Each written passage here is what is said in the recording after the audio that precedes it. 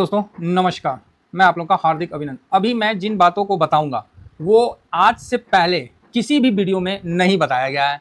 आप बोलोगे सर कमाल हो गया, ऐसा क्या बात हो गया? हाँ, मैंने वही सोचा कि आज मैं वो बात बताऊंगा जो आज से पहले नहीं बताया है, तो फिर मजा आएगा कि नहीं आएगा? तो आप बोलोगे तब तो सर स्वाद आ जाएगा। जी बिल्कुल।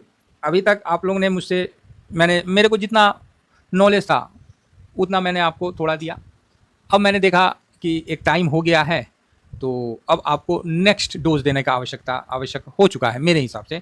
तो मैं नेक्स्ट डोज के तौर पे आपको आज कुछ बता रहा हूँ। भाई बिल्कुल ध्यान से सुनना, ध्यान से समझना, ज़िंदगी में काम आएगा। इस वीडियो को सेव कर लेना, रख लेना। लोग इसके बाद आपको ये तरीका, ये सब कुछ बताएंगे, मैं आपको आज बता दे रहा हूँ। किसी बड़े यूट्यूबर से सुनोगे तब बोलोगे कि हाँ सर, इसीलिए बता दे रहे हैं। अब बड़े यूट्यूबर भी आपको इसके बारे में बताएंगे, क्योंकि इसके बारे में कोई बताया ही नहीं है, किसी को पता ही नहीं है। अभी फर्स्ट बार पता चल जाएगा, फिर फर्दर आपको आने वाला समय में कोई बड़े यूट्यूबर आपको बताएंगे, तो मुझे कोई प्रॉब्लम नहीं है। ठीक है ना यार, जानकारी होनी चाहिए, सबको पता होना चाहिए, अच्छा है। अब मान लीजिए कोई रामायण पढ़ना जानता है तो एक ही आदमी जाने, 10 आदमी जान गया तो क्या नुकसान है? तो वही चीज़ है, ठीक है, कोई और भी बता दिया तो कोई बात नहीं है।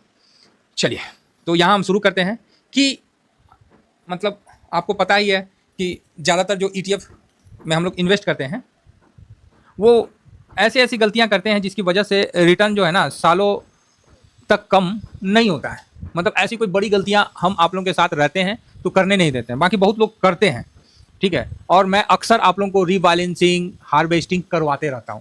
अगर ये ना करवाऊं ना तो फिर आपको दिक्कत हो जाएगा। तो इसी क्षेत्र में आपको 3, 6, 9 रीबैलेंसिंग रूल जो है वो मैं सोचा कि आपको बताऊं, और आप लोग भी अपने पोर्टफोलियो को इसी तरह रीबैलेंसिंग करिए और मजा आएगा। चलिए, व्हाइट पेज ये आ गया। देखिए व्हाइट पेज कहाँ अलग से लेने जाए, यहीं खींच के बड़ा कर दिए।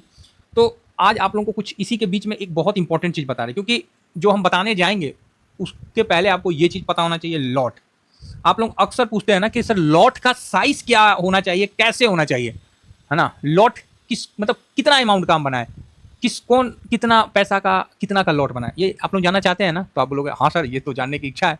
तो चलिए आज बता देते हैं कि जैसे मान लीजिए किसी का पोर्टफोलियो 70 लाख का है, सपोज करिए 70 लाख का है, ठीक है।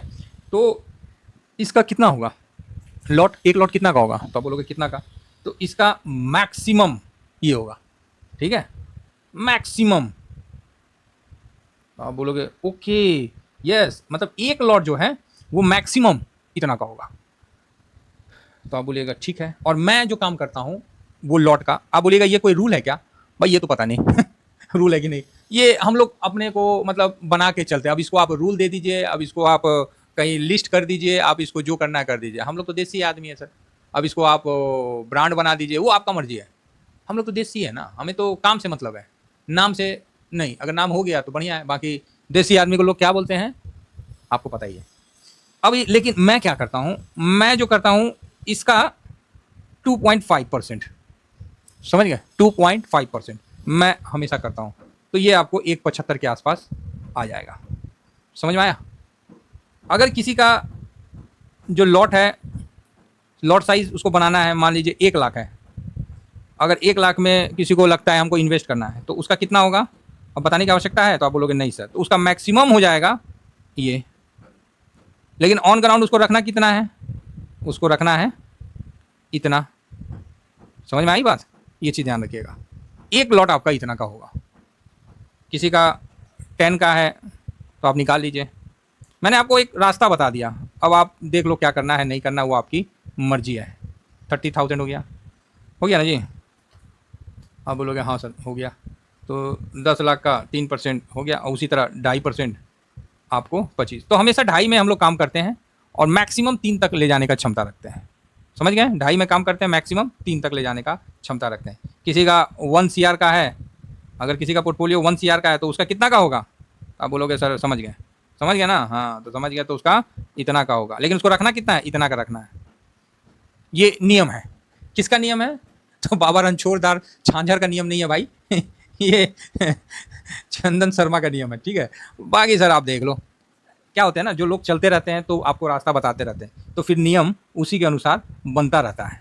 नियम अलग से कोई भगवान जी नहीं करके आए, वो समय के अनुसार नियम बनता है और समय के अनुसार नियम को आगे बढ़ाया जाता है। तो ये हो गया। तो कैसा लगा आप लोगों को पहला चीज़? तो आप बोलोगे सर जबरदस्त, आज तक नहीं बताया। नहीं ना बताएं, आज बता रहे हैं।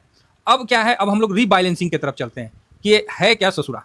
3 6 9 जो है ना, ये है क्या, इसको समझने का है। तो देखिए हम लोग क्या है, एक मोटा मोटी हम आपको बता देते हैं। मोटा मोटी इसमें क्या है कि आपको अपने तरफ से मतलब आगे पीछे करना है।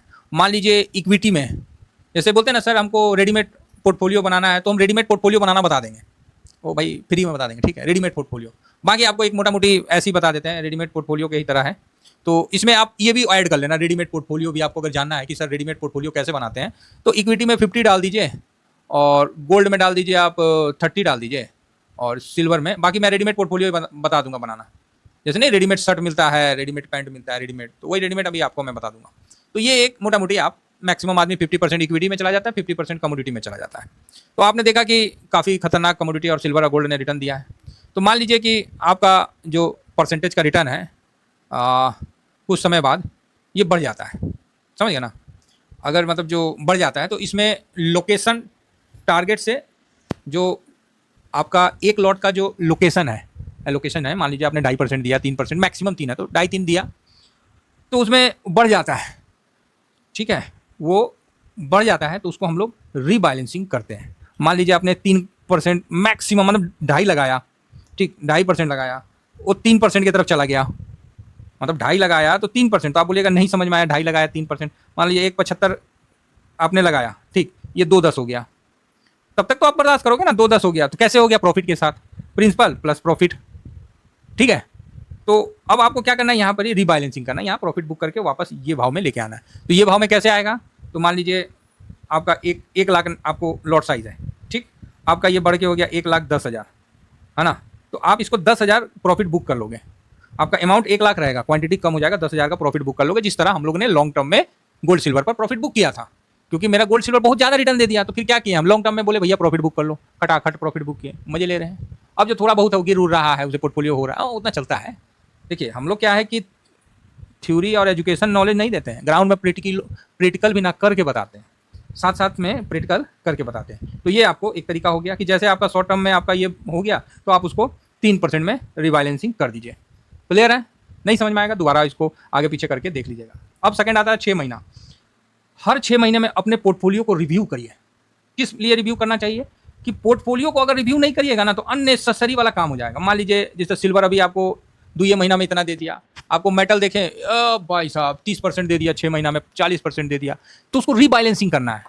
प्रोसीजर क्या रहेगा, वही आपका 2.5-3% का जो बताया ना कि लॉट जो है जो एक्स्ट्रा बढ़ गया उसमें प्रॉफिट बुक करके उसको रीबैलेंसिंग करना है, और जो ऊपर है वहाँ प्रॉफिट बुक करना है, जो नीचे है वहाँ पैसा डालना है। तो मतलब जैसे आईटी में, मान लीजिए आईटी में मेरा 1 लाख का है और 25% लॉस खा गया, तो ये तो 75,000 हो गया ना सर। तो जो ऊपर में बुक किए ना, वो मान लीजिए सिल्वर मेरे को इसी जगह 50% दे दिया था, चाहे और भी कोई जो दे दिया, तो वो पैसा बुक करके हम आईटी में डालेंगे यहाँ 25,000 और इसको फिर से 1 लाख कर देंगे। तो इसको बोलते हैं क्या, रीबैलेंसिंग। तो सर ये तो मेरा मतलब इन्वेस्टमेंट अमाउंट पे करेंगे कि करंट वैल्यू पे? हमेशा करंट वैल्यू आपका होता है। इन्वेस्ट कर दिए उसके बाद आपका इन्वेस्टमेंट वैल्यू से कोई मतलब नहीं है, समझ गया ना। इन्वेस्टमेंट वैल्यू से मतलब नहीं, करंट वैल्यू क्या है। लड़की विदा हो गई तो उसके बाद आप उनके बाबूजी खाली नाम के हैं, समझे ना, बुलाएगा तो जाना है, बाकी उनके जो ससुर जी हैं वही बाबूजी हो गए। लेकिन ग्राउंड में तो अगर इसको कोई इंप्लीमेंट करता है तो बहुत अच्छा, नहीं किया तो फिर आप जनबे करते हैं। तो वही चीज़ है, आप इन्वेस्ट करिए, आपके हाथ से सब कुछ छूट गया। अब जो करंट वैल्यू दिख रहा है ना वही आपका है, इन्वेस्ट वैल्यू आपका नहीं है। इसीलिए हम कभी इन्वेस्ट वैल्यू पे बात भी नहीं करते हैं। और म्यूचुअल फंड क्या करते हैं, वो इन्वेस्ट वैल्यू पे बात करते हैं, क्योंकि वो उससे रिटर्न बना के आपको देते हैं, और क्योंकि उनको बताना पड़ता है, हम लोग को दिखाना पड़ता है, वो दिखाएंगे थोड़ी। चलिए नेक्स्ट, तो 6% वाला 6 समझ गए, रेशियो 6 का मतलब कि 6 मंथ में आपका जो ईटीएफ भाग गया वहां से प्रॉफिट बुक करके जो नीचे में डाउन है वहां पर ही लगा दीजिए। तीसरा आ गया 9 वाला। 9 मतलब 9 महीना। 9 महीना आप सही समझ रहे हैं, वो 9 महीना नहीं, ये ग्राउंड का 9 महीना। तो यहाँ पर ही क्या है कि अगर मार्केट बहुत वॉलेटाइल रहा ना तो 9 महीना में एक बार रीबैलेंसिंग जरूर कर दीजिए। हाँ पक्का करिए, आप लॉन्ग टर्म इन्वेस्टमेंट कर रहे हैं चाहे कुछ भी कर रहे हैं, एक बार 9 महीना में रीबैलेंसिंग जरूर करिए। एक 6 महीना में रीबैलेंसिंग करिए और फिर 9 महीना में करिए। मान लीजिए कहीं आप नहीं कर पाए, 6 महीना में आपको लगा कि नहीं और भागेगा, और वो और भागा, जैसे सिल्वर ही हमने मान लीजिए सिल्वर में लगाया 2 लाख रुपया, ये भाई साहब 6 लाख रुपया हो गया, ठीक। तो हमने एक बार रिबैलेंसिंग कर दिया, हम इसको फिर वापस से इसको कट करके जो भी है प्रॉफिट आप इसको 2 लाख में ले आए। अब जो 2 लाख में आया वहाँ पर ही इन्वेस्ट वैल्यू भी कम हो गया और जो प्रॉफिट है वो 2 लाख का मतलब आसपास हो गया, ठीक है, 2 लाख के आसपास हो गया इन्वेस्ट वैल्यू, और जो पूरा है ये हो गया। अब समझिए, नहीं समझे, मान लीजिए आपने 100 रुपया लगाया, और ये बढ़ के 200 हो गया, आपको फिर से 100 रुपया कर दिया, तो 50-50 का आपको हो गया, ठीक है, 50-50 आपका दोनों जगह हो गया, टोटल 100 रुपया आपका हो गया, इसको बोलते हैं रीबैलेंसिंग।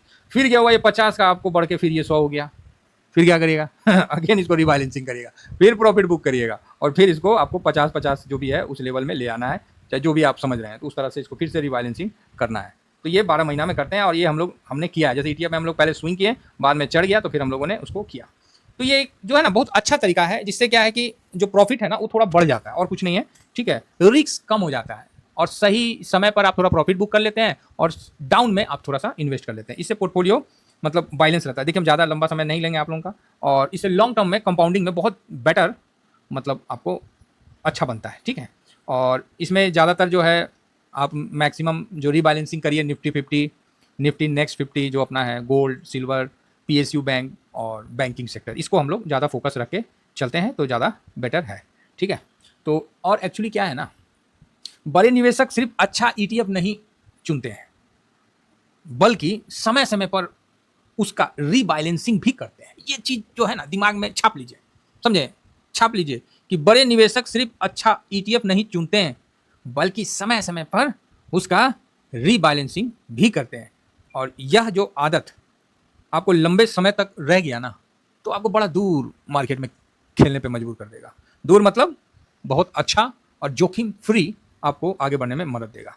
तो चलिए, उम्मीद करता हूँ कि आप लोगों को मेरे द्वारा बताया गया जो व्यू है वो अच्छा लगा होगा, है ना। और इससे आप लोगों के जो रिटर्न में 5% 7% का ग्रोथ देखा जा सकता है। एक्स्ट्रा ग्रोथ, इसको बोलते हैं एक्स्ट्रा डोज, जो अतिरिक्त ग्रोथ है ये आपको इससे मिल सकता है। तो चलिए, इतना ही कहकर, अगर आप लोगों को पोर्टफोलियो को बैलेंस करना, लॉट के बारे में पसंद आया है, तो फिर आपको पता ही है क्या करना है, लाइक भी करिए जी, और क्या बोलते हैं वो हाइप है, हाइपो दे दीजिए ठीक है, क्योंकि सर देखिए हम लोग ना एजुकेशन नहीं देते हैं, साथ में ना प्रैक्टिकल और साथ साथ लेके चलते हैं। उम्मीद करता हूँ कि व्यू अच्छा लगा होगा। Thank you very much. बोलने से पहले ये अपना टेलीग्राम है, जरूर ज्वाइन रहिए, और हमेशा पॉजिटिव रहने का कोशिश करिए। बाकी तो मैं जितना हो सकता है आप लोगों से मैं शेयर करता ही हूँ। बाकी ये स्विंग शॉर्ट स्विंग है, जरूर ज्वाइन करके रखिए। Thank you very much. जय हिंद, जय भारत।